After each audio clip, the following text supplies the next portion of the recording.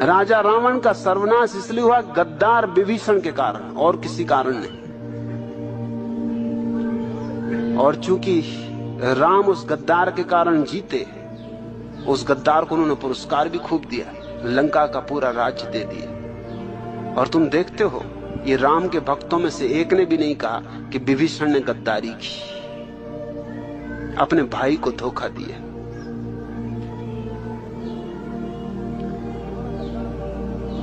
इससे बड़ा गद्दार दुनिया में दूसरा नहीं हुआ।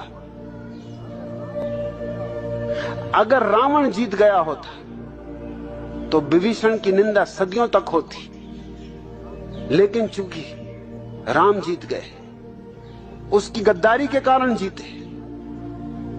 क्योंकि जब भाई ने ही सूत्र दे दिए, राज बता दिए, तो रावण की हार सुनिश्चित थी। और रावण अहंकारी नहीं था, ये भ्रांति भी छोड़ दो, ये ख्याल गलत है। रावण के साथ धोखा राम ने किया, क्योंकि जब सीता का स्वयंवर रचा जा रहा था तो ये बात जाहिर थी कि रावण इतना शक्तिशाली कि वो सीता को ले जाएगा, और वो शिव का भक्त था और शिव का धनुष तोड़ना था, वो उसका हकदार था तोड़ने का।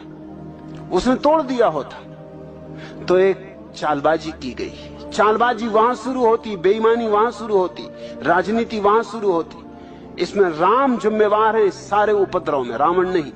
चालबाजी ये की गई कि झूठी खबर दी गई उसे कि रावण तेरी लंका में आग लग गई, तुझे जल्दी बुलावा आया, तू भाग, तेरी लंका जल रही, सोने की लंका जल रही।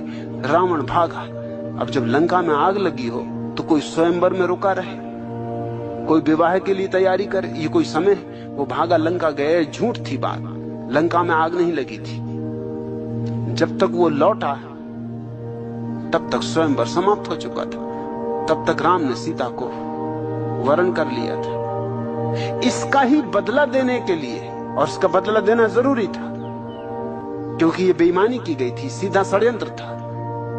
इसका बदला देने के लिए उसने सीता को चुराया, मगर सीता के साथ उसने जो सद्व्यवहार किया वो राम ने भी कभी नहीं किया। सीता को 3 साल तक कारागृह में रख के भी उसने सारी सुविधाएं दी थी।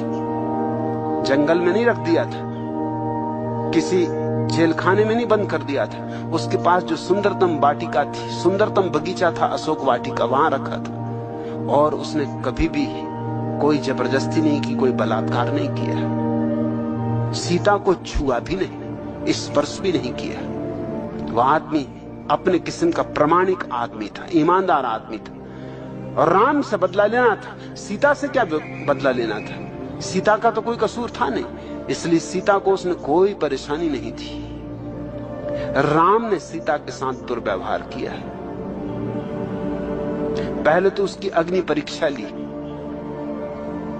जिस पति को अपनी पत्नी पर संदेह है उसको प्रेम नहीं।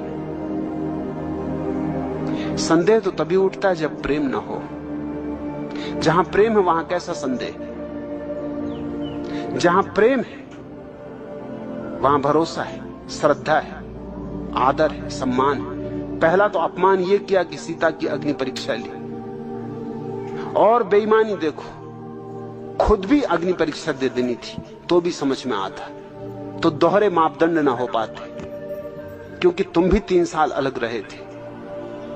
और ऐसे शोधकर्ता हैं जिनका कहना है कि राम का सबरी से प्रेम था। तुम शोधकर्ताओं की किताबें खोज के देखो, रामलीला में तुमने सबरी को देखा होगा। वो झूठ है बात कि सबरी हमेशा बूढ़ी औरत दिखाई जाती, वो सिर्फ बताने के लिए बुढ़ापा दिखाया जाता उसका। सबरी जवान स्त्री थी और जंगल की सुंदरतम स्त्री थी। प्रोफेसर नावलेकर ने एक अद्भुत किताब लिखी है, new approach to Ramayana, Ramayana के प्रति एक नया दृष्टिकोण। और उसमें उन्होंने सिद्ध करने की कोशिश की है कि सबरी जवान थी, सुंदर थी, अति सुंदर थी, और राम उसके प्रेम में थे। असल में प्रेमी ही एक दूसरे की झूठी चीजें खा सकते हैं और कोई खा भी नहीं सकता। तुम जरा किसी की झूठी चीज तो खाओ, कोई ऐसा बेर काट के मुंह में तुमको दे, तुम एकदम थू थू कर दोगे, पागल हो गए तो। वो तो प्रेम के पागलपन में चल जाता है। प्रेम के पागलपन में क्या नहीं चल जाता। प्रेयसी अगर जूठा करके दे देता, आहा अमृत। हालांकि थूक कोई अमृत नहीं होता।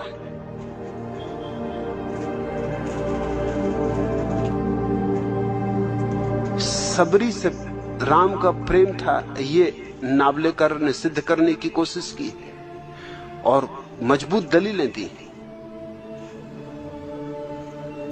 तो राम को भी परीक्षा दे देनी थी। दोनों साथ ही गुजर जाते अग्नि परीक्षा से।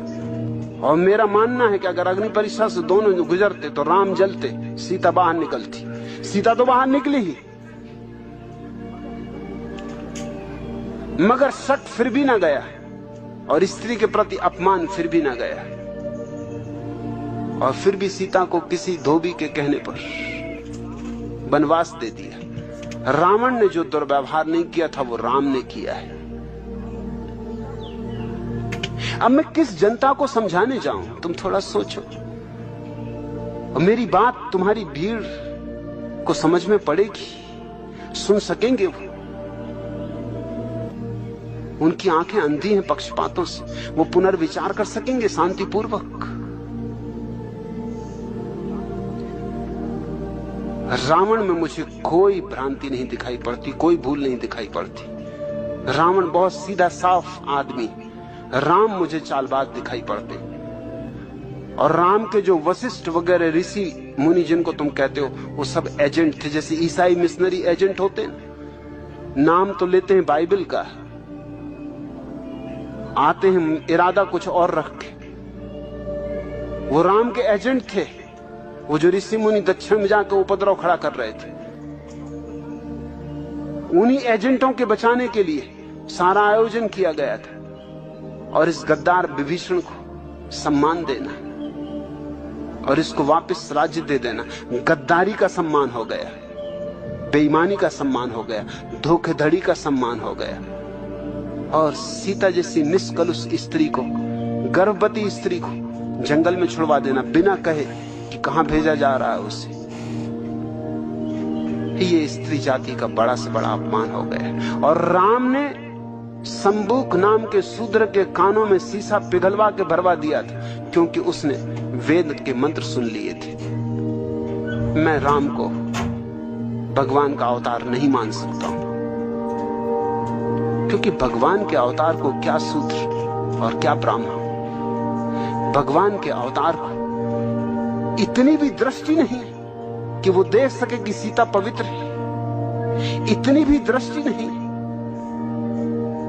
कि देख सके कि धोबी गलत है। और अगर ये भी था कि धोबी ने जो बात कही थी हो सकता और लोग भी कह रहे हो, तो फिर खुद भी राज्य छोड़ देना था, तो चले जाते वो भी सीता के साथ जंगल में। यूं भी 14 साल रहने के अभ्यासी थे, कोई नई तो बात थी नहीं, फिर जंगल में साथ ही चले जाते। लेकिन राज्य को तो बचा लिया, पत्नी को छोड़ दिया। पद को बचा लिया, पत्नी को छोड़ दिया। पद प्रेम से बड़ा साबित हुआ। राम राजनीतिक पुरुष है, मेरे लिए कोई धार्मिकता उनमें दिखाई नहीं पड़ती।